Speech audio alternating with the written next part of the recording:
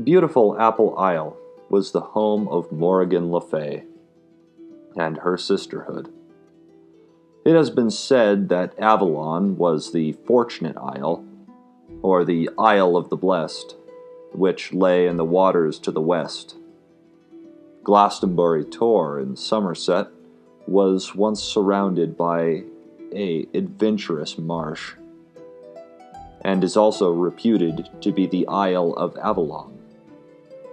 There are many claims to this place where winter never came, the crops tended themselves, and the grass grew only to a manageable height, and the vines always hung heavy with fruit. The 9 priestesses of the isle, particularly their leader, Morrigan, were famed healers and shapeshifters.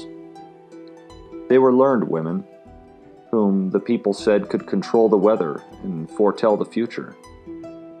They pursued all fields of knowledge, but were especially talented in the magical arts, and it was believed that Morrigan was the great goddess incarnate, or at least a vessel through which she worked.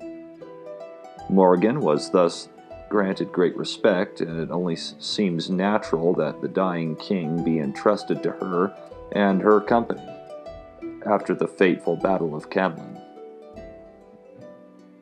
As the battle fog lifted, Bedivere held his dying king. Arthur struggled to form words, and he ordered his friend to return Excalibur to the water from whence it came. Bedivere was reluctant, not wishing to leave Arthur's side, but agreed to carry out his king's dying wish. He took the sword and rode it to the nearest body of water. As he lifted Excalibur and looked a last time on its singular beauty, his heart waned. He could not bring himself to throw away the sacred sword, and so hid it beneath a tree. On returning to the king, Arthur asked him what he had seen as he threw into the sword. "Nothing but the waves and the wind," replied Bedivere. At these words, the king knew that he had lied. Bedivere was sent a second time to return Excalibur to the watery depths, but again failed. "Would you betray me for the riches of the sword?" asks Arthur. At these harsh words, Bedivere did as he was told, throwing Excalibur as far as he could. A hand rose up from the water to meet the sword, and grasped it by the hilt, raising it 3 times and then plunged beneath the surface. Bedivere returned and told the king what he had seen. Arthur then asked his knight to carry him to the water's edge.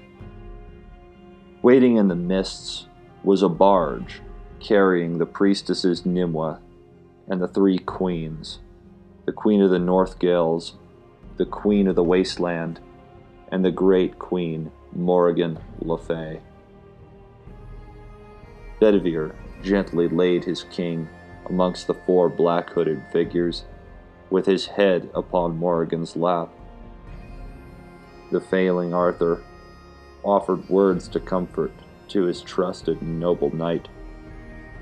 "Do as thee may and comfort thyself, for I go now into the vale of Avalon, to be healed of my wounds." The company then drifted out of sight. Bedivere grieved the loss of his king, and gave up his life and arms, and remained in the forest as a hermit the rest of his days. Arthur remained in Avalon, from whence the people say he and his knights shall return when their country is in need of them.